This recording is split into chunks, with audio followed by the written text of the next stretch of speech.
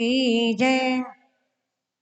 राजा अम्बरीश ने कहा कि महाराज, मैंने तो केवल जल ही लिया है, किंतु दुर्वासा जी कब सुनने वाले थे।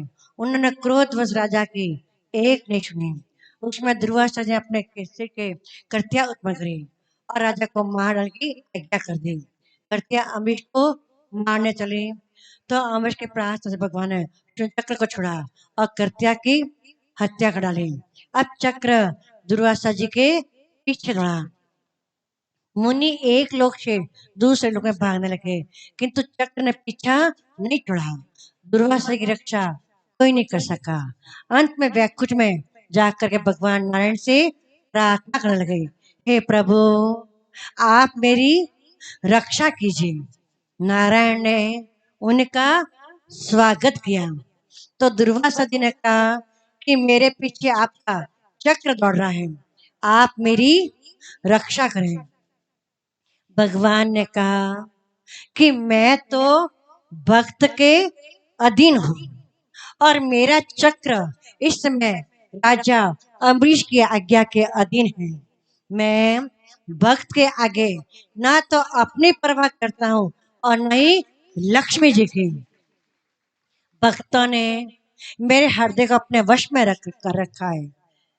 प्रभु कहते हैं, भक्त हमारे पग धरे वहां धरू में हाथ, सदा संग लागत फिरूं कब न छोड़ू साथ। भक्त हमारे पग धरे वहां धरू में हाथ, सदा संग लागत फिरूं कब न छोड़ू साथ। बोलिए भक्त वसल भगवान। भगवान सब कुछ सहन करते हैं, लेकिन भगवान कहते हैं कि मेरे भक्तों को कोई दुख दे, यह मुझसे बर्दाश्त नहीं हो सकता। प्रभु कहते हैं, पल पल तेरे साथ मैं रहता हूँ, पल पल तेरे साथ मैं रहता हूँ। डरने की क्या बात जब मैं बैठा हूँ, पल पल तेरे साथ मैं रहता हूँ। तूफान के आगे तेरा दिल घबराता है, तूफान के आगे तेरा दिल घबराता है। मैं साथ हूँ तेरे, तू भूल जाता है। तूफान के आगे तेरा दिल घबराता है। मैं साथ हूँ तेरे, तू भूल जाता है। पल पल तेरे साथ मैं रहता हूँ, पल पल तेरे साथ मैं रहता हूँ।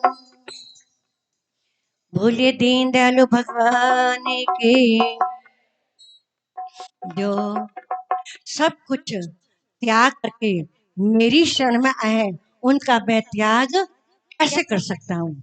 मैं जानता हूँ कि आप तपस्वी हैं, आपके पास प्रबल शक्ति भी है, किंतु आपने उसका दुरुपयोग किया। आप इतना सोचें कि अम्बरीश ने कौन सा अपराध किया था। उन्होंने तो व्रत के पालन हेतु केवल जल ही तो ग्रहण किया था, फिर भी आप क्रोधित हो गए। अतः आप अपनी के पास जाइए और उससे प्रार्थना करके क्षमा मांगे। जब अम्बरीश आपको क्षमा करेंगे तभी चक्र की गति रुकेगी।